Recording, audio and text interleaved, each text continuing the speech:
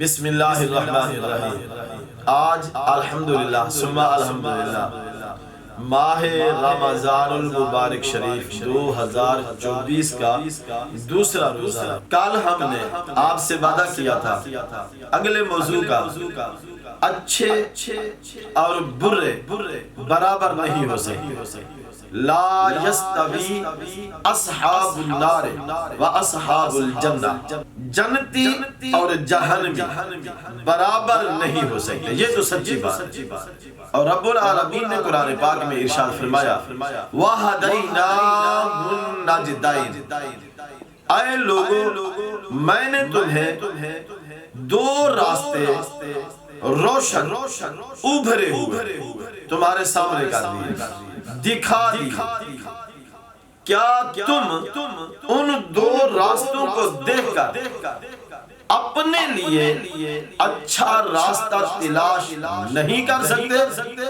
ایک راستہ جہنم کی طرف جا رہا ہے تو دوسری راہ سیدھی جنت میں جا رہی ہے۔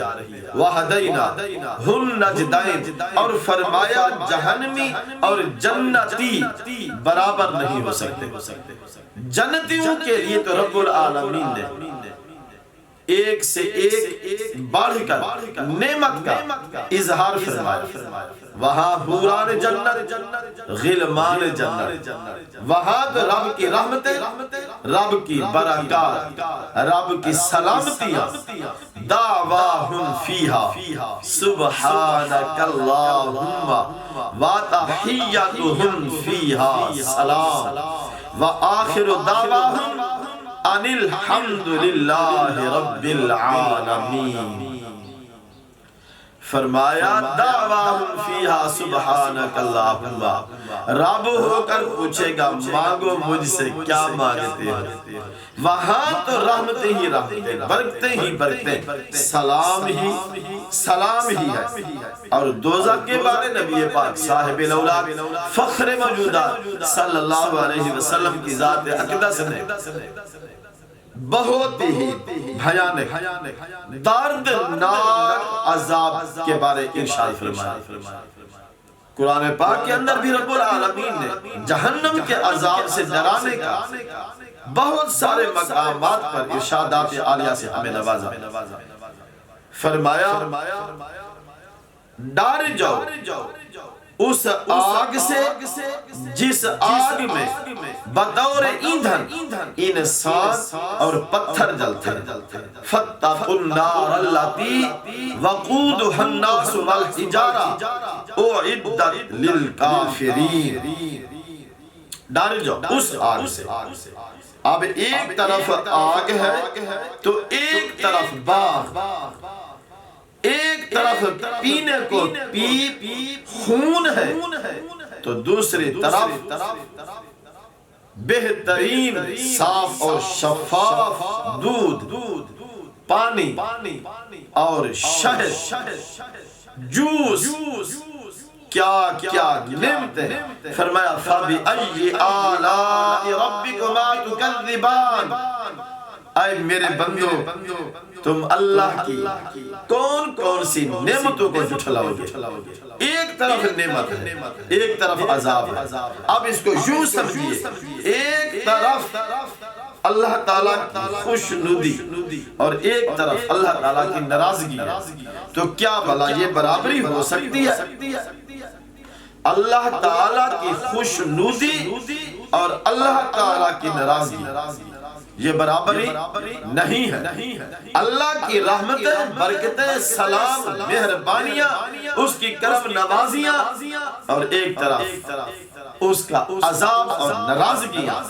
تو اب ذرا ہم دیکھیں کیا روزہ رکھنے والا اور روزہ نہ رکھنے والا، روزہ رکھ کر روزے کی قدر عزت نہ کرنے والا اور روزہ رکھ کر روزے کی عزت قدر کرنے والا، روزے کو روزہ سمجھ کر اپنے رب کے ساتھ اپنی لو لگانے والا اور اللہ کے ذکر و فکر سے دور ہونے والا کیا برابر ہو سکتے ہیں؟ اے عقل مندو، افلا یتدبرون القرآن، فرمایا قرآن پر تدبر کرو، فکر کرو، غور کرو، سوچو قرآن تمہیں کیا کہہ رہا ہے۔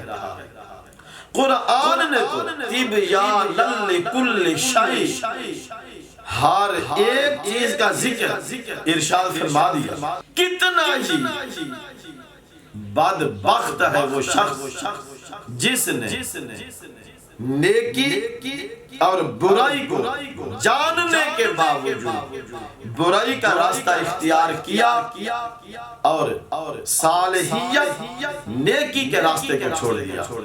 اولئک الذین اشتروا الضلالۃ بالہدی فما ربحت تجارتہم وما کانوا مہتدین، فرمایا وہ لوگ جنہوں نے یہ خرید و فروخت کی، ضلالت اور ہدایت کو ہاتھ سے چھوڑ دیا، بیچ ڈالا اور ضلالت کو خرید لیا، فما ربحت تجارتہم وما کانوا مہتدین، بھلا یہ کتنی بڑے خسارے والی تجارت ہے۔